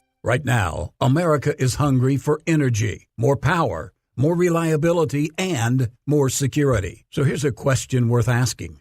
Why not coal? And why not now? West Virginia sits on one of the most abundant energy resources in the world. Generations of miners, proven infrastructure, and coal-fired power plants already delivering dependable, around-the-clock electricity. At a time when demand is surging and reliability matters more than ever, coal isn't a question mark, it's a solution. Today, there's robust support in West Virginia and Washington to strengthen American energy independence using the resources we already have. So again, we ask, why not coal? And why not now? Because when it comes to powering our homes, our hospitals, our economy, and new opportunities, West Virginia Coal is ready. A message from the Friends of Coal, powering America today and tomorrow. You're listening to Talkline on Metro News, the voice of West Virginia. Leading the efforts to build a stronger West Virginia, the High Technology Foundation has a proven plan to strengthen and diversify our state's economy. The I-79 Technology Park's high-capacity infrastructure continues to attract advanced federal operations that are driving economic growth. This keeps our young, educated residents in the state and brings West Virginians home. The High Technology Foundation, building a stronger West Virginia. Learn more today at WVHTF.org. In 1914, the same year the first commercial flight soared and the Panama Canal opened, Greer Industries was born. Herbert and Agnes Greer began in Morgantown, West Virginia, striking the first pick into the limestone formation that would become the backbone of one of the state's great industrial legacies. From the roads we drive on, the buildings we build, and the communities we serve, Greer Industries has been delivering quality for decades. At Greer Industries, we've been improving lives for more than a century. We're Panhandle Cleaning and Restoration, and we're gonna save you. We've got it down to a science, an absolute state of art. We do it all, restoration, cleaning, and reconstruction. When disaster strikes, just pick up the phone. We're Panhandle Cleaning and Restoration, and we're gonna save you. Sunshine, open roads, and a new Toyota from Dan Cava Toyota World. Lease an all-new Camry for as low as $398 a month. All new Tundras now up to $8,000 off. All new Tacomas now up to $4,500 off or lease as low as $399 a month. $7,500 off the new BZ or 0% financing for 72 months. We've got a Toyota for you at Dan Cava Toyota World in Fairmont. Shop the world.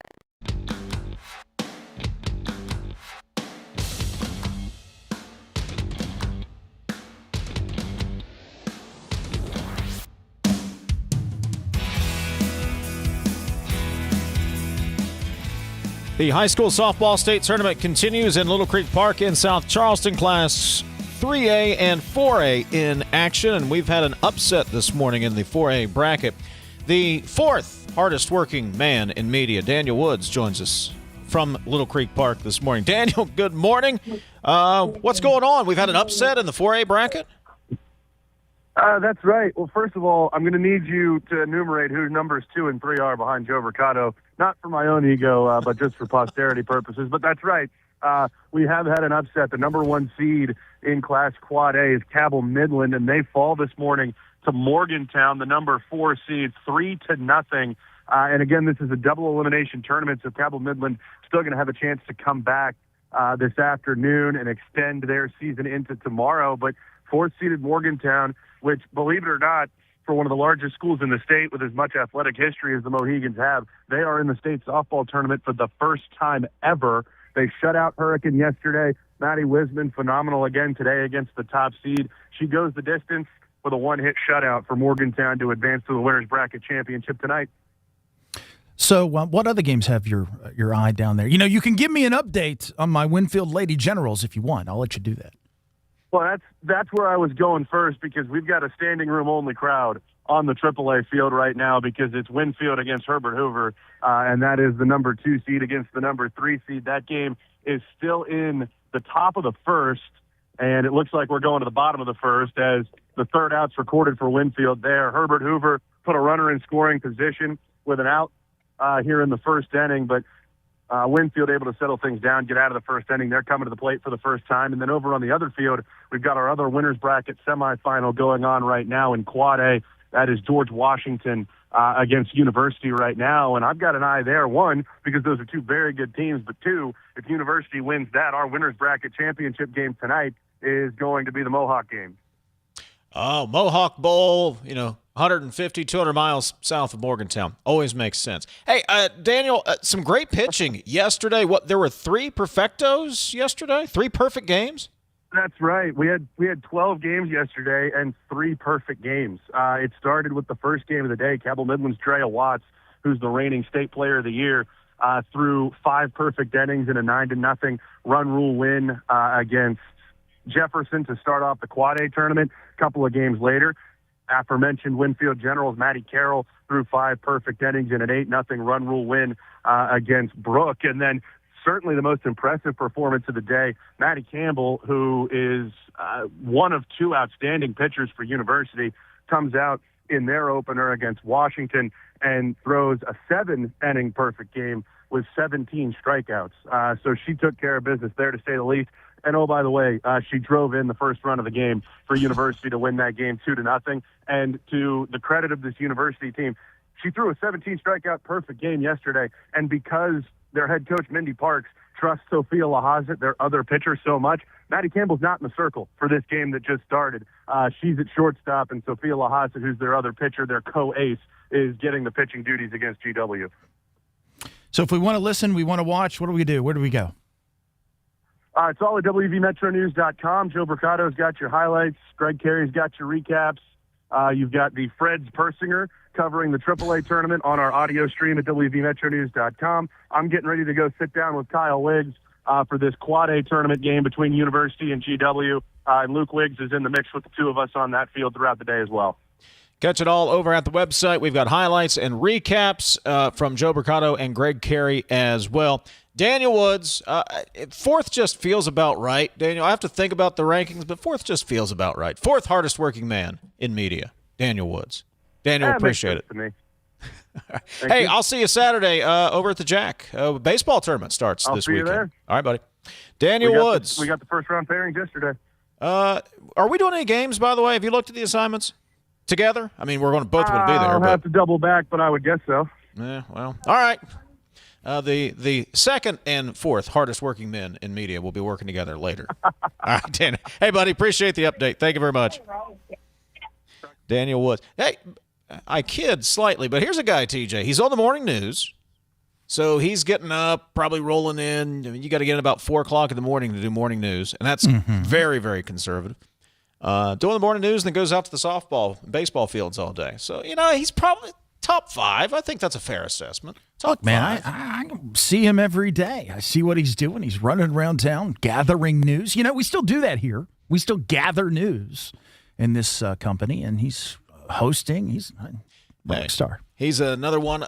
Daniel is another one of the long line of sports guys who are never going to do news, who end up doing news for a really long time. Is that kind of a thing here? Yes, it is. It is very much a thing around here. All right, coming up, going to talk to Tony Campbell. He is with WATI, the West Virginians Against Transmission Line Injustice. We'll get his perspective on the Mid-Atlantic Resiliency Link when we come back. Your texts are welcome as well. 304-TALK, 304 is the text line. 800-765-8255. 800-765-TALK. That is the phone number. Come back with us in a moment. This is Talkline on Metro News. Metro News, for 40 years, has been the voice of West Virginia. It's 11:30. Let's get a news update from the Metro News Radio Network. Find out what's happening all across the great state of West Virginia.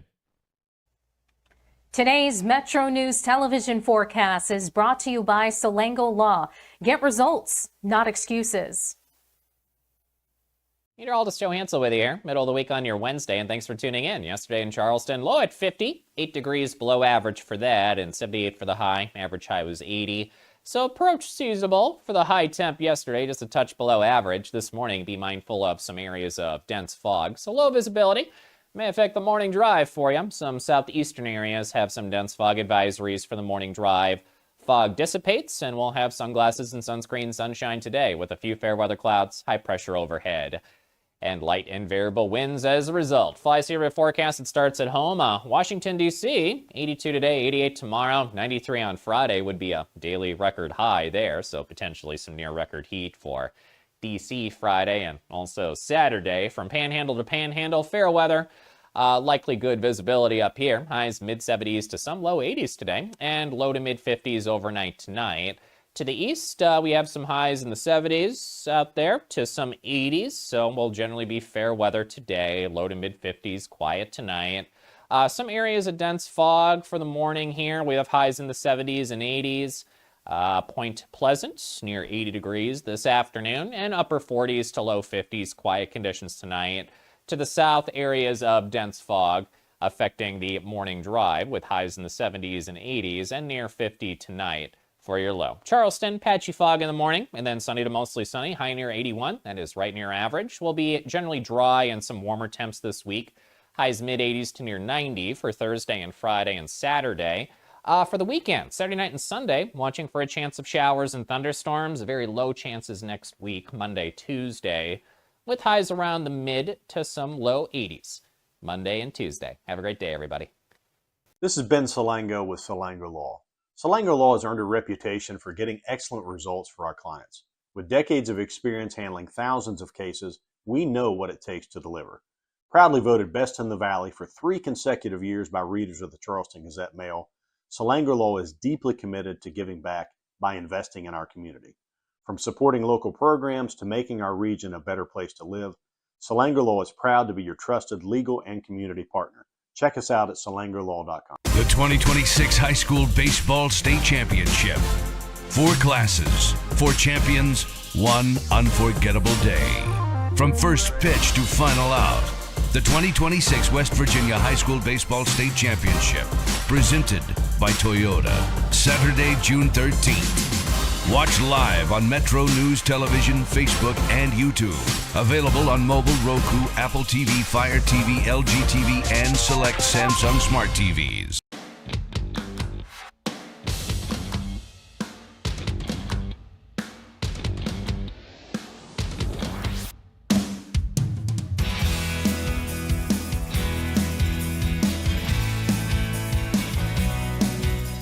CityNet is West Virginia's local internet provider. High-speed, reliable fiber internet is probably at your front door right now. And now is the perfect time to connect. Free equipment, free installation, no contract. Local customer support you can trust. Fast, reliable fiber internet built for everyday life. When it's high-speed internet you need, citynet.net connects, protects, and perfects.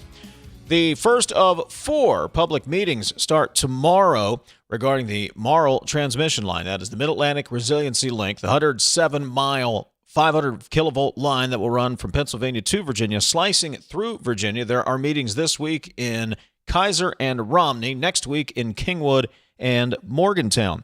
Tony Campbell is the president of West Virginians Against Transmission Line Injustice, WATI for short, who has been following this project and pretty certain will be at these meetings this week. Tony joins us on MetroNews Talkline. Tony, good morning. Thanks for joining us.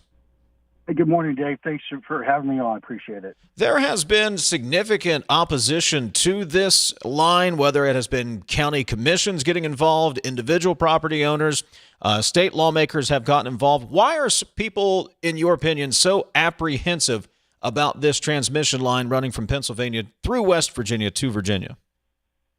Apprehensive. I'm not sure that would be the word I would use. I think more concerned or outraged. It basically goes to who benefits from this line, who gets the damages. This transmission line was designed for one purpose only, and that's to feed data centers in Northern Virginia. That's why PJM put the contract out. And so we're opposed to this for a lot of reasons. One is, well, we're going to pay for this line over 40 years. We're going to pay millions of dollars to basically feed a private industry economic growth in Loudoun County. It's going to destroy generational farms in our country, in our state, in our counties. And it also it actually takes one resource that West Virginia has plenty of, which is energy, and we're using our energy to basically build economic growth in another state, and that just doesn't seem right. So, Tony, surely you would agree that West Virginia's grid is a connected grid. It's in the PJM interconnection. There is a resiliency benefit, even if the line only does serve that particular data center, because what happens if there's increased congestion and not enough transmission? The system as a whole would suffer, and that's a reliability challenge, is it not? No, I would not. I don't agree with your assertion. Our grid is a distribution grid. We get our electricity through either First Energy or AEP. Those are who our public utility providers are in the state of West Virginia. This transmission line does not connect to our distribution line at all, zero, nada. And so, what will hurt us is if uncontrolled, unregulated data center growth continues in West Virginia, and that demand is increasingly shifted to our state. Yes, that will damage us. But this demand for the Marl transmission line is done by PJM. It's speculative. There's a lot of experts that doubt the forecasted load is even accurate. So no, I don't agree with you. Talking to Tony Campbell, he's the president of West Virginians Against Transmission Line Injustice, WATI for short. The first of those public meetings is tomorrow evening, Potomac State College Davis Conference Center in Kaiser, then at Romney, Morgantown, and Kingwood the next several days. Tony, for the private landowners who are in the area or in the path of the proposed line, what recourse have they had to get A, information, or B, push back on this project? Well, it's just not, as NextEra or their attorneys will call them, they would call them transversed landowners, but it's much more than that. So up to this point, most of the information that's coming out has actually been done by organizations like ourselves. What we've tried to do over the last year, in fact, WATI just celebrated its 1-year organization date last week. And so what we've done is we've got out to the communities. We've tried to do information briefs about, the facts about the Marl line and how to oppose it. So how folks have opposed it in the past is they've written letters of protest to the Public Service Commission. And I checked this morning, and right as of this morning, there were 4,470 protest votes against the line, and a whopping 116 letters of support. And most of that number hasn't really changed in over a month. Another thing that folks can do is become an intervener. That deadline passed. The Public Service Commission set a deadline of 1 June to become an intervener. And what WATI's done is we've hosted about a dozen clinics across all 4 impacted counties to inform people what it means to be an intervener, why they should consider that in order to protect their right and have their voices heard. And as of last night I checked, there were 130 individual interveners in all 4 counties that have requested or petitioned to intervene with the Public Service Commission. Would your organization, and we can agree to disagree on the benefits of interconnected grid, that's fine. Would your organization support West Virginia and its commission ordering our utilities to abandon PJM? So then we really would be an independent grid. Would you all support that? And would that ease your problem? And then we'd have no imports, no exports. We'd be entirely on an island by our own. Well, we're not. Well, is this TJ? Yes, sir. Yeah, I kind of figured that was you. WATI doesn't really have a public platform whether or not we ought to remain in PJM. That's not really our decision. I do think that the data center, there's a lot. When we went to visit Charleston in February, met with a lot of our state senators and delegates, I will say almost to the person, every state senator we met with and every delegate we met with were opposed to the Morrow line. And a lot of them recommended that that West Virginia pull out PJM. I know there's other states that are considering it. PJM, as you know, TJ, is the biggest grid facilitator in the United States.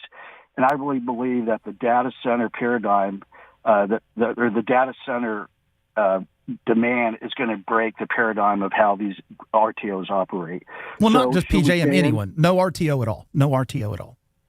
Well, I'm not an energy expert, TJ, so I don't really have an opinion on that. I just think that a project of this magnitude really should be considered determined by 3 individuals who are not elected, and non-accountable. But I do have confidence that the Public Service Commission will listen to the voices of West Virginians and it will make the right decision. We're talking to Tony Campbell. He's the president of WATI. Tony, is there a middle ground here? Is there room to compromise and come to some sort of agreement that allows this project to move forward, but in a way that is as least obtrusive, if you will, on property owners and these areas where this line would have to go through? Is there a middle ground somewhere for you? No, I guess I go back to, I'm a 30-year plus Army veteran. I'm a retired Army colonel, and there's no surrender on this. This is all. We're all in for this. It kind of reminds me of a year ago when I went to next year's open house. I met with Caitlin McCormick there, and she kind of. I voiced my frustrations of how I just retired from the military. I just built a home and purchased property, and this line was to come very close to my home, and I was not happy with that. And then she said to me, "Well, let me work with you. We can route it away from your house." And it dawned on me in that second.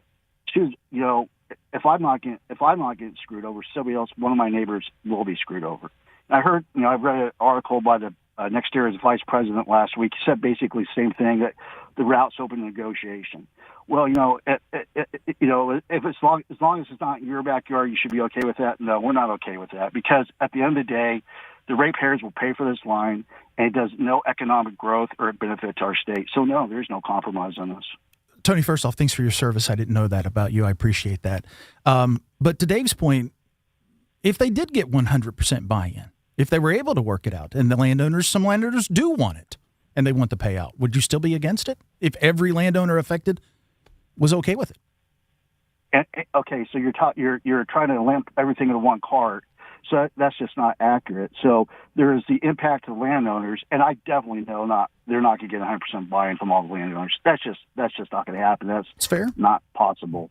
And second of all, the ratepayers in our state are still going to pay for this project for 40 years that benefits another state's economic growth. Then get out of a grid. Get out of a grid if we don't want to pay for interconnected reliability. Exit a grid. Well, TJ, good on you. I mean, if that's what you want to do, that's great. That's not my mission. My mission is this line does not benefit our state. Tony Campbell with WATI, president of WATI. What if it did? Is there a way it could benefit our state, in your opinion, at all, Tony? No, there's just no way.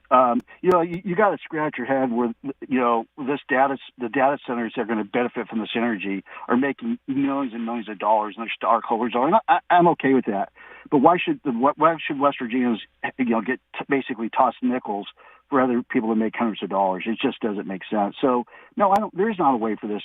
I like to see our state do more things to develop economic growth within our borders, not outside of our borders. Tony Campbell, he is the president of West Virginians Against Transmission Line Injustice. The first of the public hearings with the Public Service Commission comes up tomorrow night. That'll be at the Potomac State College Davis Conference Center. That's in Kaiser. And then there will be a meeting at the Hampshire County Courthouse in Romney on June 5th. That's, of course, Friday. Then 2 meetings next week, one at the Mon County Center at Milan Park in Morgantown on June 10th, and the Kingwood Civic Center in, obviously, Kingwood on June 11th, and that will cover all 4 counties that the line is proposed to traverse on its way to Loudoun County. Tony, we appreciate the time this morning, and we'll be following these public hearings. Thanks, Dave. Thank you, TJ. Thank you for letting me get the word out. And I do encourage everybody to show up at these public hearings. It's a great opportunity. For most of us, this will be the only opportunity we will have to basically speak directly to the 3 people who are the decision makers for this project in our state. So please turn up. Absolutely. Tony, we appreciate your time this morning. Thanks so much. Coming up, we'll get to some text, 304-TALK-304. Phone numbers, 800-765-TALK, 800-765-8255. This is Talkline from the Encova Insurance Studios.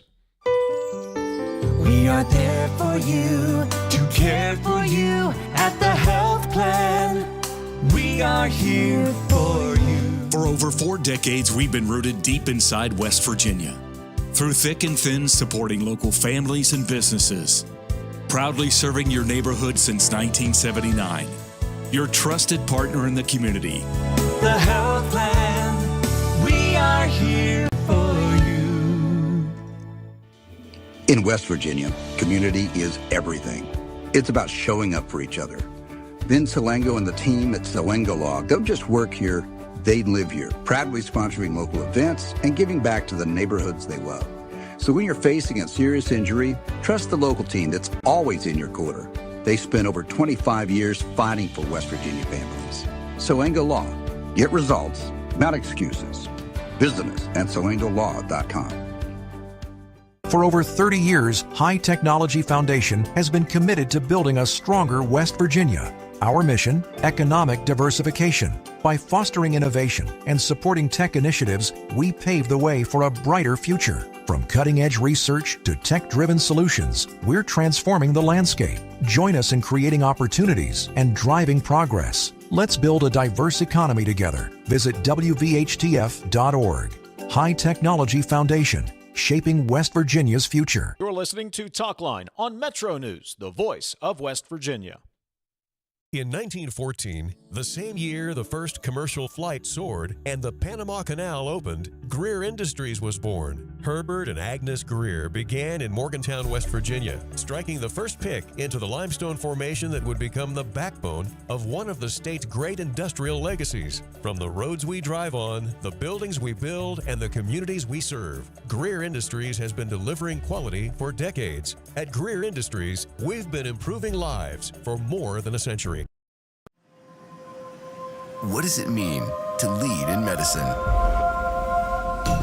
J.W. Ruby Memorial Hospital is the top hospital in West Virginia, nationally recognized for 3 programs in 18 procedures and conditions. But to us, leadership means being first in care, in lives saved, in lives restored. In medicine, we lead in the ways that truly matter. Stay ahead of West Virginia weather with Metro News Television. Now bringing you a new way to stay informed across the Mountain State. Get updates daily at 9, noon, and 4. From headlines and precipitation to severe weather threats and highs and lows. See conditions from panhandle to panhandle and check travel with the Fly CRW forecast. Our meteorologists are on your screens and on Talkline, Midday, Hotline, and Sportsline, keeping you up to date. Metro News Television weather Accurate, local, and always on. The best selection of WVU apparel is at Daniel's Men's Store. Exclusive designs you won't find anywhere else. Stylish, sophisticated, and unmistakably Mountaineer. Shop in store or online at danielsofmorgantown.com. You own a boat because you love spending time on the water. Choose the outboard that allows you to make the most of it. Honda Marine's legendary reliability, ease of maintenance, and powerful performance keep you going strong.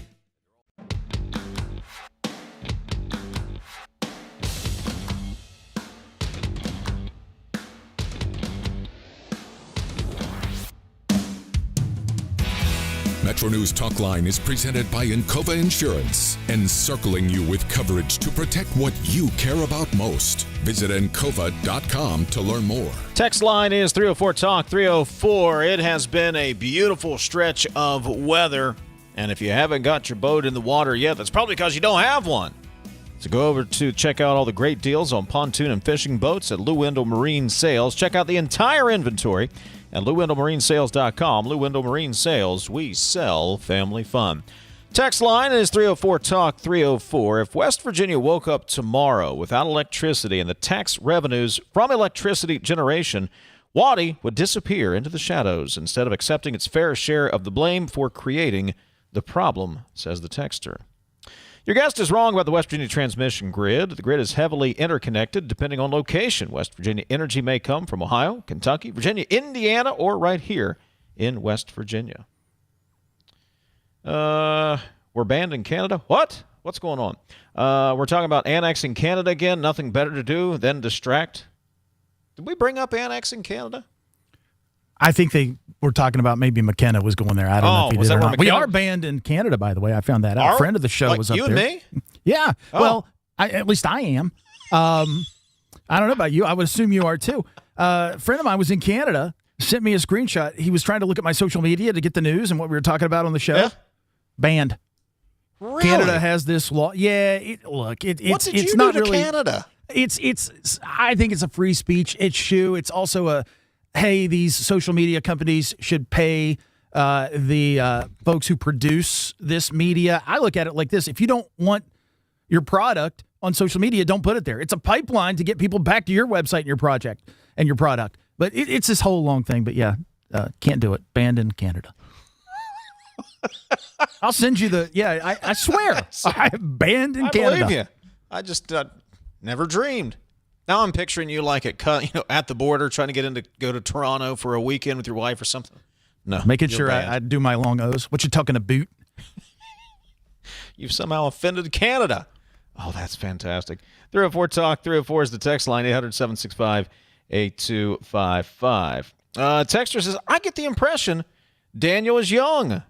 He is very good at his job. The house that Dale and Hoppy built is in great hands. Boy, yeah, I mean, Daniel's he's a strapping young lad. He's in his 20s. That I've learned, TJ, that whole term young and old, that really changes as you I've been informed by my nephews I'm old. I'm like, really? I had no idea. I thought Papaw over here was old. No, Uncle Dave's old too. Who knew? Who knew, TJ? Who knew? I remember a time in the office. I was in my 20s, and I was the only person in my 20s. Everyone else was in their 50s and 60s. And now that I'm edging closer, it's like, yeah, it's a little bit different. A little bit different. Let me a couple more texts here before we take our final break. Dave and TJ, maybe permitting would be easier if, say, there were not 6,000 orphan wells where ancestors of present companies ran away from, says the texter. What's at stake in West Virginia is our beautiful potential to have millions of revenue in tourism. Let other states have the data centers, clean drinking water, cheap electricity being generated in our state by coal-based energy and natural gas. People will move here to get that and visit our state, West Virginia, the last gem in our region. Can't we? I know this sounds very cliche. Can't we have it all? Yes. Can't we have industrial areas and still maintain some of the, unbridled wilderness that makes the state unique? I think we can. You said yes. Yes, we absolutely can, and that's the only way we grow. Look, I wasn't trying to be tough on Tony, but I know a thing or two about this. And I am telling you, we are in an interconnected grid. The texter that talked about the fact our power comes in from all these different 765 lines that go both ways, et cetera, et cetera. Yes, we export a lot. We also import a lot, depending on what the wholesale market is doing and what energy is cheapest.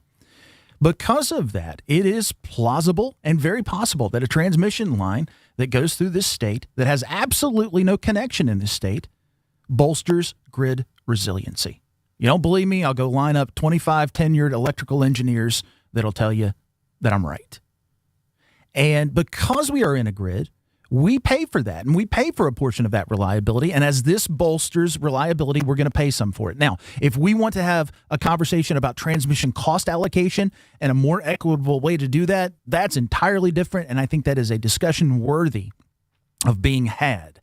But the only way to keep something like this from coming is to be Texas. They have their own grid. They're not tied into anybody at all. And we can't do that here, folks. We cannot afford it. We cannot afford the amount of generation that we would need to ensure that we can meet our demand in times when we go down and different things happen. We're not ERCOT. We're not Texas. We're never going to be able to afford it. And all this conversation about West Virginia energy, what do you think kept rates low, Dave, for so many years? When coal was in the money, we were selling that stuff on the open market, and it all benefits ratepayers and lowers their bills. You got to look at the whole picture, folks. That's the only thing I'm saying. Totally believe everything you say. But when it comes to the Morrow line, you've got to convince a lot of people that a line that's running from Pennsylvania directly to where these data centers are, there's no substations in West Virginia. Yep. You're going to cut, and we have seen this before, right? Where we have been passed over, run through, cut over, and you got to convince folks of what I think is a very abstract idea. I brought this up with the NextEra guy. It's a very abstract idea. It's a very macro picture of this. And let me tell you, I can tell you, TJ, if it were my farm, if I had a farm and they're wanting to cut a new right-of-way through it, and it's going to impact my property for the rest of my life, I'd be right there with Tony. I would be at the meeting, and I would be raising holy hell about this transmission line that's going through my back 40. Don't blame him a bit. Don't blame him a bit. I get that. Yep. Totally get it. Totally get it. It's a difficult concept, and it's complicated. And you're right. Most people don't understand it because they don't have to. We just flip a switch, and it comes on. But now, with the way things are trending, we got to start to understand it. Got to take a break, wrap up today's version of MetroNews Talkline. We'll be back in a moment from the Encova Insurance Studios. Right now, America is hungry for energy, more power, more reliability, and more security. So here's a question worth asking.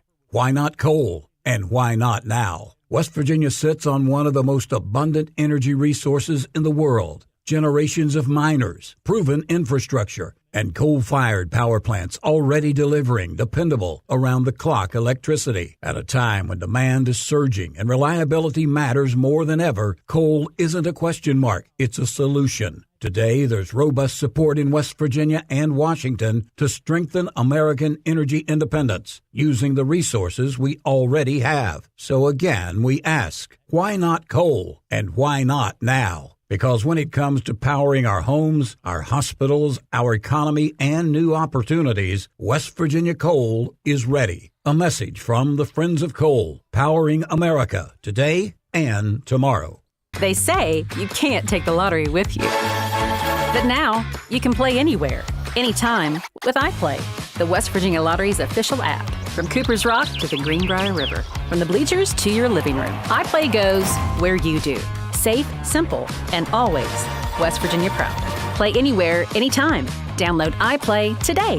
iPlay, the fun, secure way to play, wherever life takes you. 18 plus to play. Play responsibly. You're listening to Talkline on Metro News, the voice of West Virginia.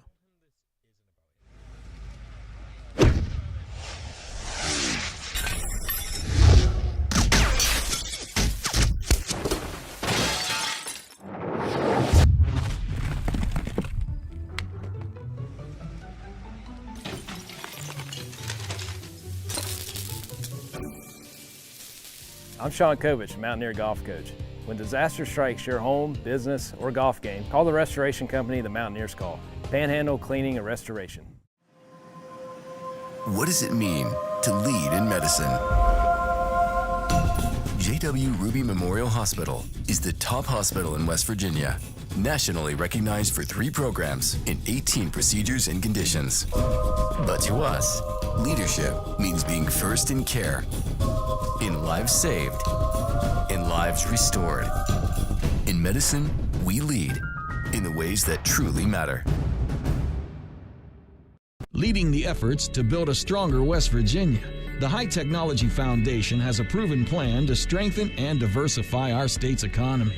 The I-79 Technology Park's high-capacity infrastructure continues to attract advanced federal operations that are driving economic growth. This keeps our young, educated residents in the state and brings West Virginians home. The High Technology Foundation, building a stronger West Virginia.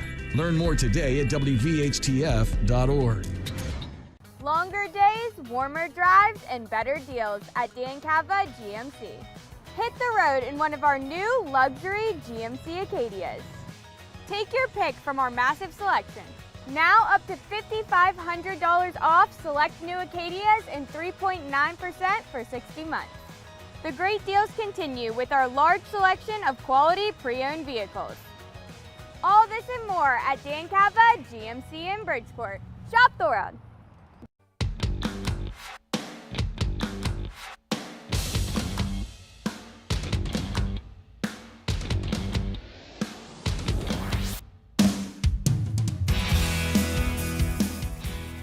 Jackpots are growing in West Virginia. Jackpots are on the rise every week. Powerball is $194 million.